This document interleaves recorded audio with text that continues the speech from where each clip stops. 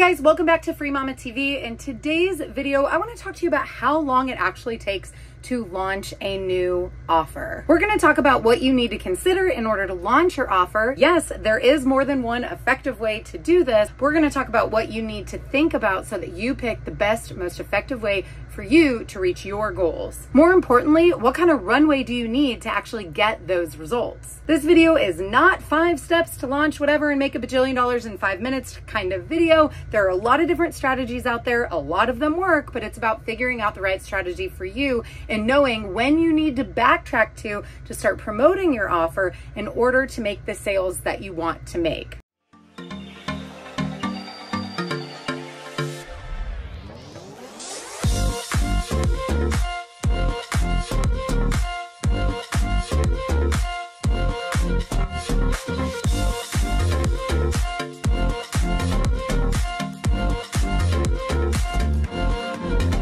My name is Lauren Golden. While I don't particularly love the live launch strategy, it is an effective one. I am, on the other hand, the queen of Evergreen. I love using automation and tools and systems to be able to create something once and sell it and deliver it in a personalized experience over and over and over again.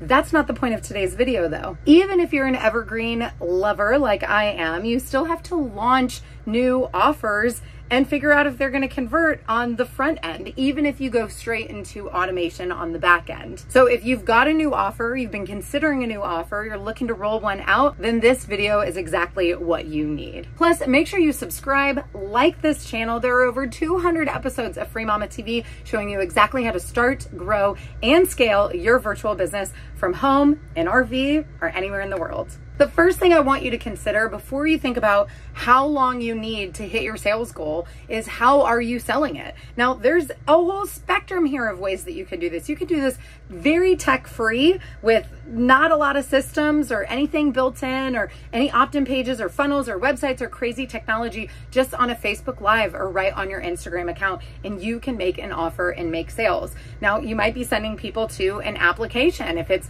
a higher ticket thing or you're wanting to pre-qualify the people that you're working with, you might be doing a webinar or a challenge, or you might be just selling something straight from an email list or directly through a Facebook campaign. There are a lot of different ways to market and sell your offer, and you're going to see every guru under the sun telling you that their way is the only way. This isn't true. All of these strategies are effective ways to sell if you know what you're doing, if you know what your goals are and how to backtrack it, which is exactly what we're going to cover in this video. It's also important that you pick a strategy that resonates with the things that you like to do. If you love to copywrite, maybe growing an effective email list where you can sell offers from directly is a really great strategy. If you crush it on one-on-one sales conversations, maybe an application is the way to go. And if you're like me and you love video and talking and interacting with a lot of people at the same time, you might consider leveraging something like a webinar, a challenge, a masterclass, tomato. You get the idea. Once you've established how you are going to be making your offer, how you're selling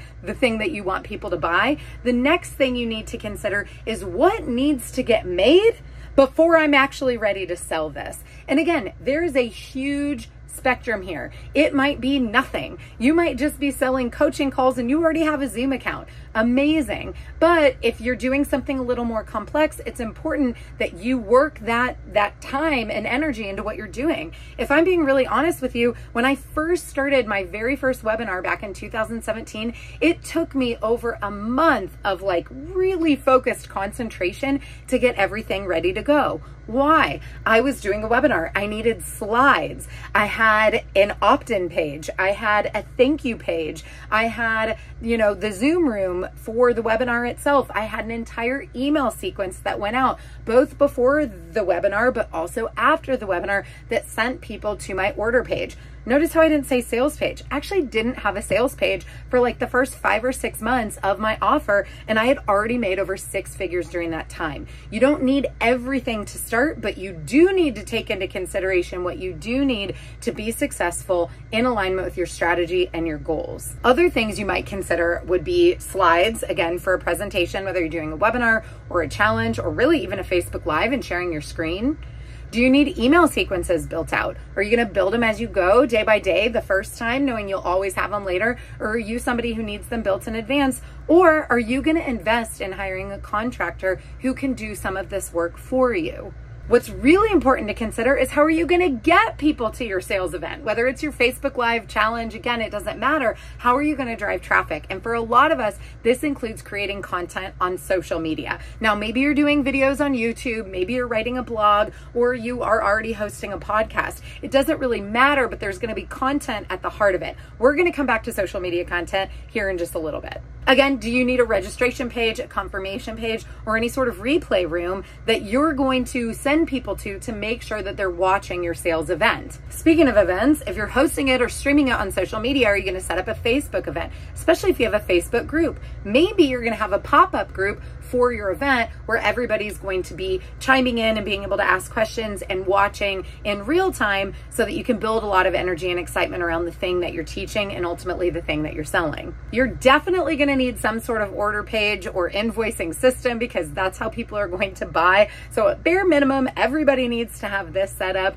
And if you are more advanced and you've already proven that your offer is going to work, or you have some sort of proof of concept and you're really confident in what you're doing, maybe you're even going to be running paid ads on Google, YouTube, Facebook. Just to do that alone, you need the content, you need images, videos, and or copy written before you're ready to go in and create those campaigns. Now, before you get stressed out, remember, a lot of this is stuff that you can build one time and you reuse, you recycle it. You probably already have content in things that you've already created that you can repurpose. If you're selling from a webinar or a challenge, that content that you have in there is going to be repurposed and recycled on your sales page and your email marketing, because it's all going to be telling the same story, talking to the same avatar about the same pain points, and making sure that you are ultimately driving them to that solution to their problems. I just lost you on that last statement. You might want to take a check at my most recent video about market research,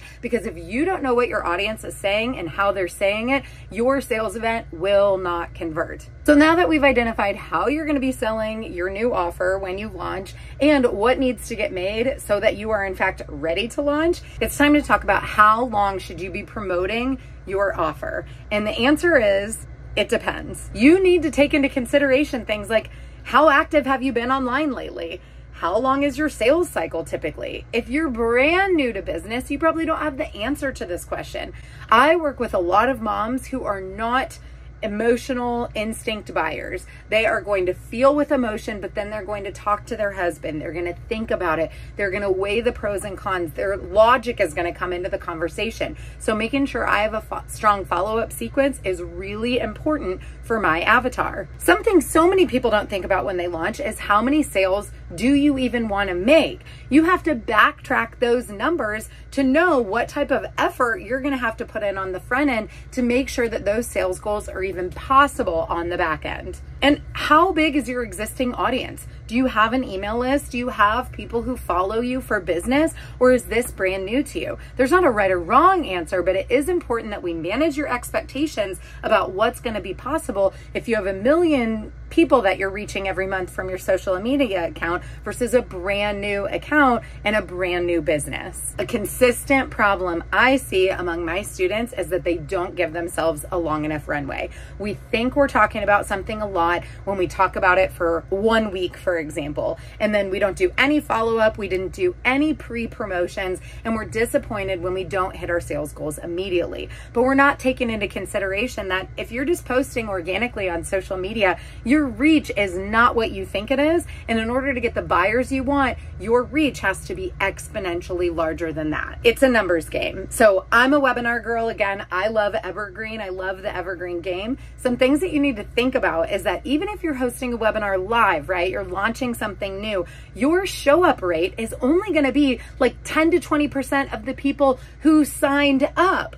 of the people who signed up, you'd be doing pretty good to have somewhere between 20 and 40% of the people who hit your landing page give you their email and actually register. So you can see that by getting only 20% of the people there, of the people who signed up, and of those people, only 20 to 40% of the people who visited your website are going, and I haven't even gotten to buyers yet. You need a pretty big pool of people and eyeballs to get on your stuff in order to hit the sales goals that you want after you launch your offer. So let's keep going. Let's say I do that live webinar and I make that offer to the 20% of people who actually show up. Now, I'd be lucky to make about 10% in sales if they're people who already know, like, and trust me, meaning these are hot leads. They were probably considering buying anyway.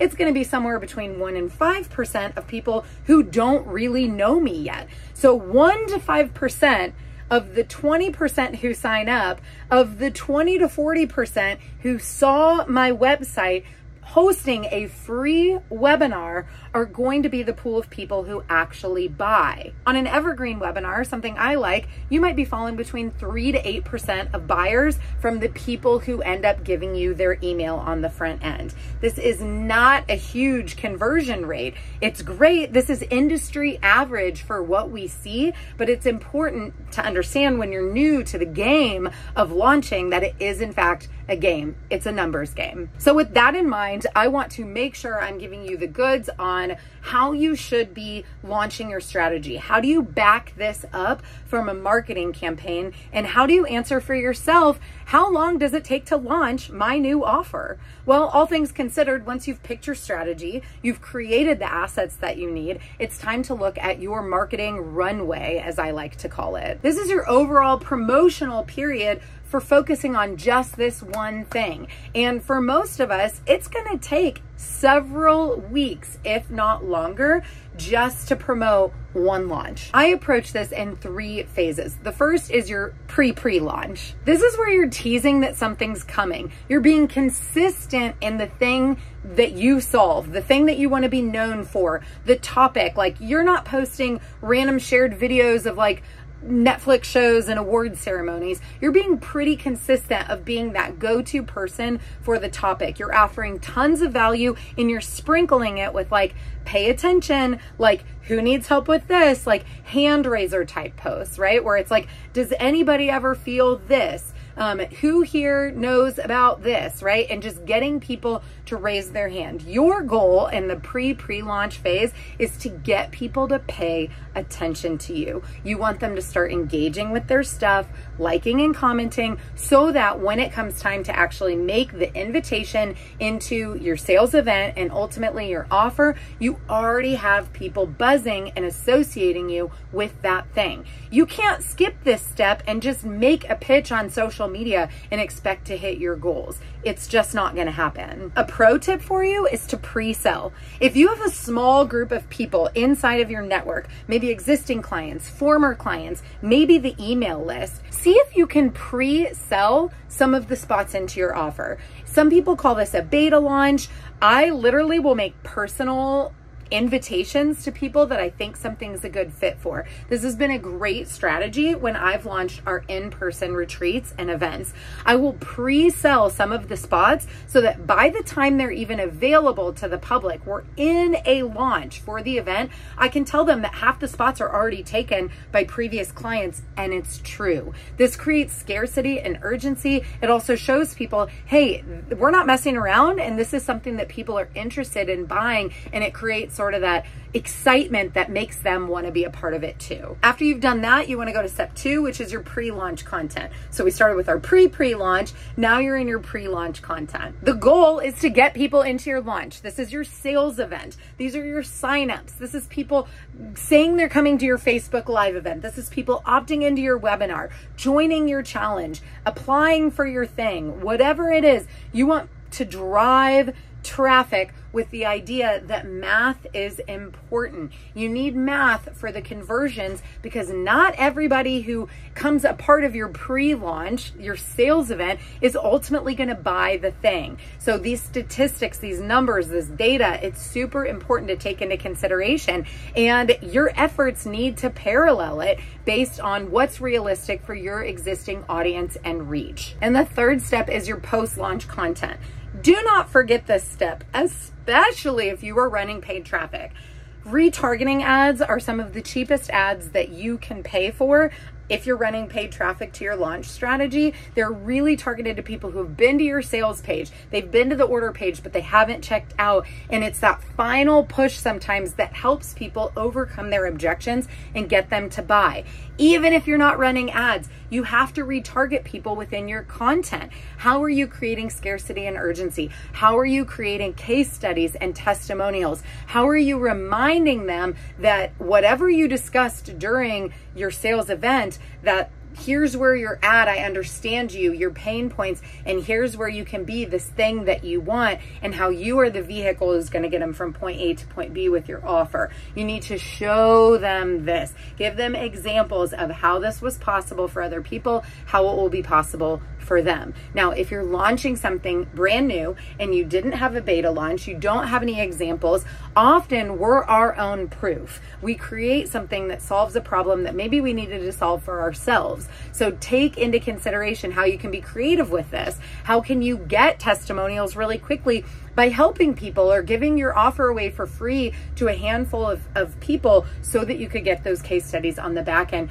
to help with your post launch. I see so many people not following up or not following up nearly enough to hit those results that they need. The last thing that I'll say is make sure that you're being adaptable. Sometimes things happen during a launch and you can spot it. You're like, wow, that didn't really resonate, or the people that showed up, I wasn't really clear on who this was for, so it was the wrong audience that I was pitching to. How can you recalibrate? How can you make changes?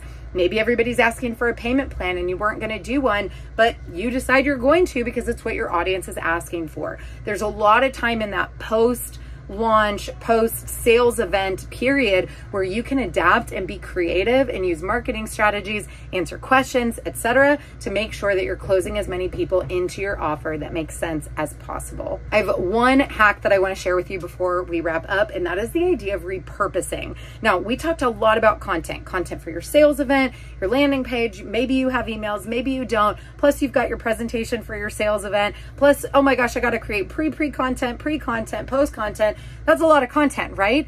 Except it doesn't have to be as much as you think it is. What I encourage you to do is start with anything that's going to be longer form. If you have a sales page, or you have an email sequence, or you have a presentation, whether it's a webinar or a challenge, this is where most of your content is.